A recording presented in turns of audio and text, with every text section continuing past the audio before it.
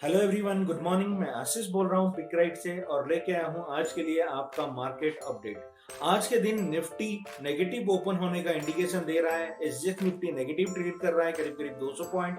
और फ्राइडे के दिन ग्लोबल मार्केट में अमेरिकन मार्केट नेगेटिव क्लोज हुए थे और सबसे ज्यादा सेल ऑफ देखने को मिला था नास्डैक में, जो कि -2.7% क्लोज हुआ था।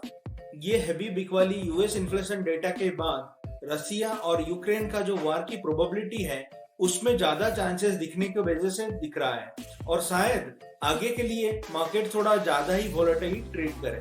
अब इस मार्केट में हम अपने ट्रेड्स कैसे लें?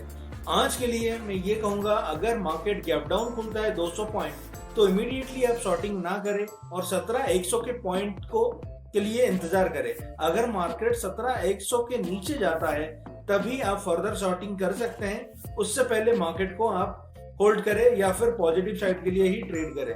तो इसलिए आज के लिए यूएस मार्केट के फ्यूचर से क्लूज लेके इंडियन मार्केट ट्रेड कर सकता है। तो आप भी आपका जो ट्रेडिंग है वो यूएस मार्केट फ्यूचर्स और क्रूड प्राइस के ऊपर रख के ट्रेड्स प्लान करें। अब चलते हैं कि कौन कौन से सेक्टर के ऊपर हमें फोकस करना चाहिए। अगर ये सेल ऑफ जारी रहा तो सबसे ज्यादा इम्पैक्टेड रहेगा आईटी सेक्टर। आईटी सेक्टर में हमने पिछले हफ्ते काफी बिकवाली देखा था और हमें लगता है कि आज के दिन में भी आईटी सेक्टर में बिकवाली कंटिन्यू होता हुआ दिखेगा और वार के सिनेरियो में आईटी सेक्टर में अनदर 10% का फॉल भी आ सकता है। तो इसलिए अगर आपके पास आईटी शेयर्स में बहुत ज्यादा एक्सपोजर है तो आप उस एक्सपोजर में कैसे एवरेज आउट करना है उस हिसाब से प्लान करें और धीरे धीरे करके अपने पोर्टफोलियो में आईटी स्टॉक्स में एवरेजिंग करें। आईटी को अपार्ट फ्रॉम आईटी सेक्टर जो सेक्टर ज्यादा प्रेशर में देखने को मिल सकता है वो है बैंकिंग सेक्टर। अगर एफआईज का सेलिंग होगा या डीआईज का भी सेलिंग होगा तो HDFC bank, ICICI bank, axis bank में भी बिकवाली देखने को मिलेगा। Apart from that ABG CIPET का जो फ्रॉड करीब करीब 22,000 करोड़ का न्यूज आया है उसके वजह से भी प्राइवेट बैंक और पब्लिक सेक्टर बैंकों में प्रेशर देखने को मिल सकता है। इसमें प्राइवेट बैंक में सबसे ज्यादा एक्सपोजर आईसीआईसीआई का है और पब्लिक सेक्टर बैंक में एसबीआई और आईडीबीआई का है। तो इन तीनों में डेफिनेटली एक सेंटीमेंट खराब रह सकता है आज के लिए।